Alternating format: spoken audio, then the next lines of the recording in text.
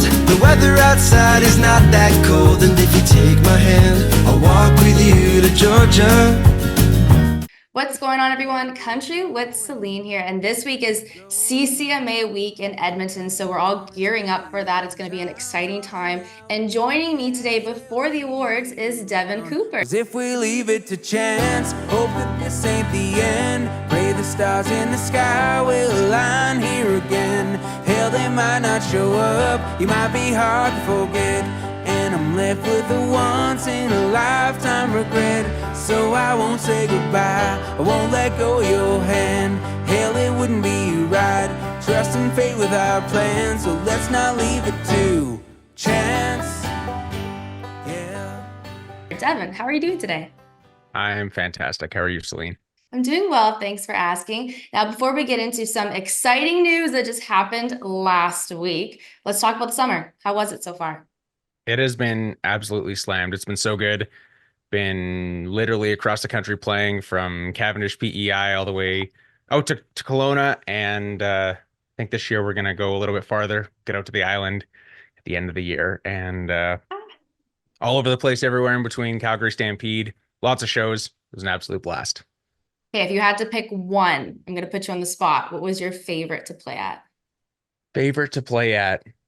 I think this year it would have to be Cavendish Beach Music Festival. That was Okay. an absolute blast, and so much good food, so many friends. Fair. It was the best. I mean, if you love fish and like fish and chips and all of that, out east is the place to go for all of that. Absolutely. I wouldn't 5 years ago I probably wouldn't have said that because, you know, being from Alberta, it's kind of like steak and potatoes, but now I'm all over it. Now you're all over it. Well, I just saw you a couple months ago, back in July, at the Calgary Stampede. So I got to see you on stage. First off, you killed it, crushed it. Well, thank you. You're welcome. Now, do you have like a ritual before you get on stage? Because like you're saying, you played at many different shows across Canada this year. So I'm sure that you do something before you get on stage, whether it's shotgun something or do a prayer. Like, what is it? Well, I have like the same vocal warm-up routine that I do religiously before every show. And then usually if it's like a stage that I haven't played before, I usually do a walk around to the stage, kind of get a feel for the room and what's happening. And then I usually try and go out into the crowd for a few minutes and just like walk around and see what the energy in the room is before I hop on stage. That's pretty smart to go take a browse through the crowd to kind of test out what everybody's feeling, if they're in a good mood, bad mood, like you got to spice it up, and to take a walk on the stage too. Yeah, very smart. Because then you can figure out where you want to stand and look out into the crowd and wherever, right? Yeah. Where the tripping hazards are so that I hopefully don't fall on stage, knock on wood. That has never happened, right? It has not happened. Okay, well, we're going to put it out there that it never does happen. Yes. But I mean, I feel like you would just get back up and move on with the show, because that's what a lot of people do. I mean, no one really like takes it to heart and they cry about it. They just keep going. Totally. I'm just hoping I don't fall off the stage like Ernest did at that one show. My God, that was bad. That was so funny though, but he got up like a champ. As soon as he landed, he was like, oh yeah.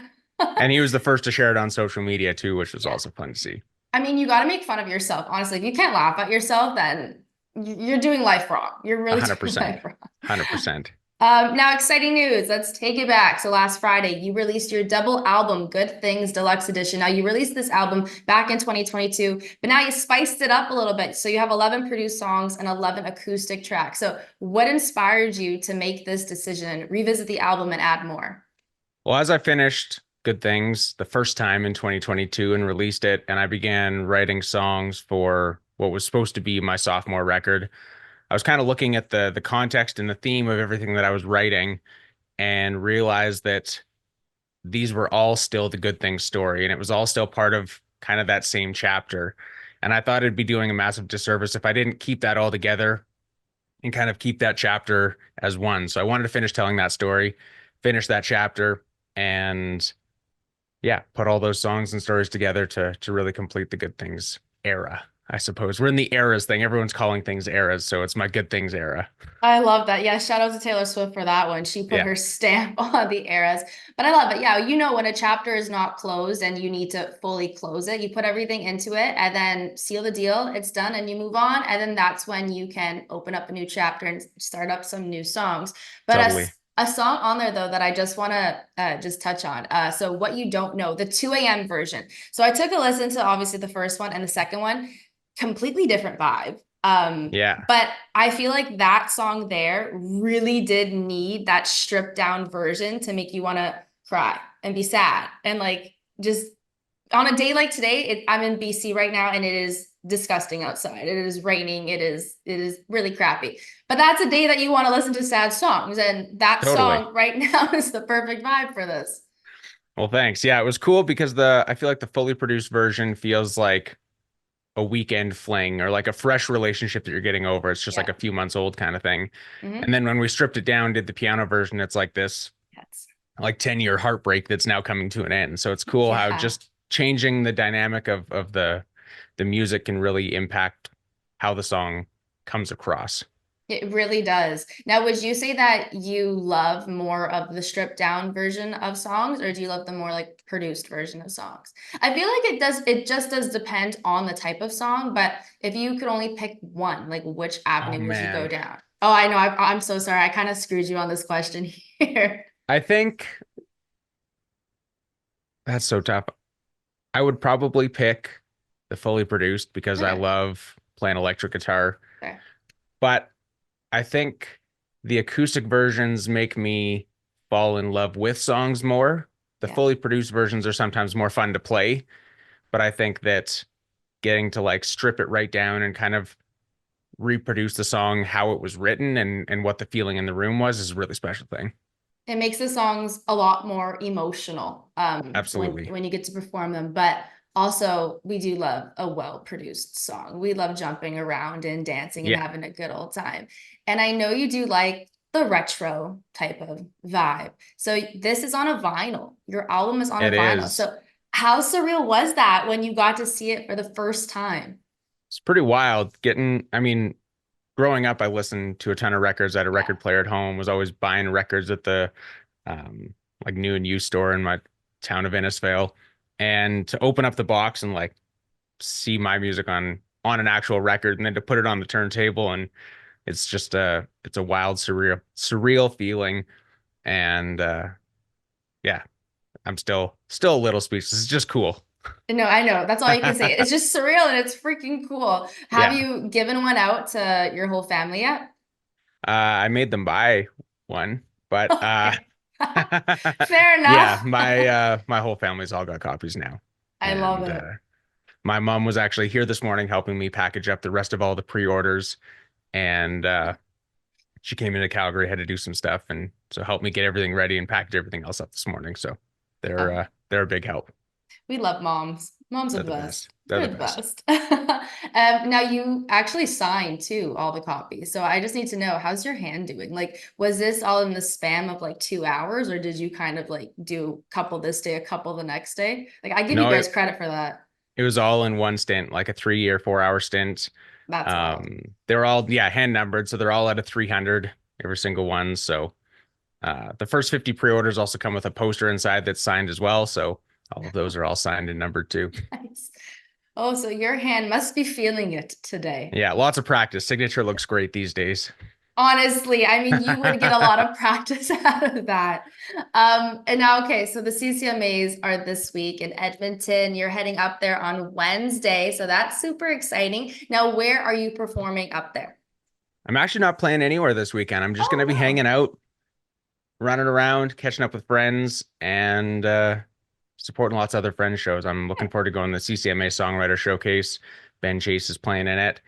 And there's a ton of other great shows, ton of great things happening. So I'm looking forward to just running around and catching up with everybody. And That's fair. That's so fair. I mean, that's the yeah, best when you get to kind of just go and catch up with everybody. But oh my God, I'm so totally. sorry. I was taking a look at your like your graphic and I thought I saw Alberta. So I was like, oh, so he's playing one day in Alberta. But Yeah, there was one this weekend we had, and then next week headed down to Nashville and playing a Raised Rowdy Songwriter round and Whiskey Jam down there, which is going to be an absolute blast. Yes, actually, I was gonna touch on that because Whiskey Jam is huge. Every artist wants to play Whiskey Jam. So is this going to be your first time playing at Whiskey Jam? Yeah, It will okay. be. It's my Whiskey Jam debut. That's so exciting. Oh my God, how are you feeling? Good, excited. I'm flying all the guys down from up here, so I'll have my band with me, and it's gonna be great. It's gonna be a time. Honestly, Oh, yeah. Whiskey Jam is always a good time, especially the fact that they just get so many artists to come on out and we get to hear live music for like hours too. And it's all Totally. original songs. It's what more can you ask for? I would much rather hear original songs than go to another bar and hear covers 24/7, you know? Totally. Yeah, Ward has done such an amazing job of building Whiskey Jam up to what it is, and it's an honor to be a part of it for sure. Yes, it's going to be super fun. But actually now just before we kind of get into new music, because I'm sure you're working on a lot of new music, especially for 2025, which is wild to think. 2025 is here, like I know. mind blown. But what's your favorite thing about going to the award shows? Is it just hanging out with friends, you know, going for drinks? What's it going to be? I think catching up with friends. We have so many friends across the country Fair. that we only get to see at CCMAs or festivals or things like that. So basically just catching up with all my pals that I don't get to see very often. That's so fair. And when was the last time you saw Ben? Because Ben, I love Ben. Last time I saw Ben was, I guess, at Stampede. Oh, wow. So it's been a But while. it has been a while, but he's coming over here today. So we're going to hang out today. Love that. And he just flew into Calgary last night. Oh, love that. Well, tell Ben that Celine says hi because I will. thanks, Devin. Now new music. So 2025, what do we got going on with that? Well, we're going to be touring this record for a good part of 2025. And basically 2025 is going to be a big creative year. So we're going to be writing a lot, starting to record some new stuff, but I'm not sure if there's going to be any releases in 2025. It may be mostly spent on the road and writing, which is exciting because I haven't had a chance to really dive in and write for a full year in quite a while now. Yeah, well, that's so fair. I mean, you do have this 22 length album. So, I mean, you got to give it as much time as you possibly can and get it out into the world. So that makes so much sense to kind of just tour around in 2025 and just write and rejuvenate all your writing skills and stuff like that before Totally. releasing some new tunes. But that's going to be an exciting 2025 for you, Devin. I'm really excited to see like how it plays out for you. Yeah, thanks. I'm looking forward to getting a bunch more shows in across the country, and it'd be good. Yeah, awesome. Well, ladies and gentlemen, make sure you go stream Good Things Deluxe Edition. It is out now. Go on Apple, Amazon. There's Spotify. There's probably a bunch of other platforms too, but like those are the three that I always stream my music on. So I'm sure that's where you stream yours too. Oh, and YouTube. We got YouTube going on Yeah, too. and they can order it on vinyl or Yes. CD. Yes, exactly. Oh my gosh, yes, CD. I know vinyl for sure, but CDs I sometimes forget about. I'm like, you have CDs still. People still love CDs. It's surprising, but I always seem to sell them. So That's okay. Keep selling them. Keep selling them. Well, ladies and gentlemen, please go and buy and check out Devin Cooper's website as well for more information. Devin, thanks so much for chatting with me today. absolutely. Thank you, Celine.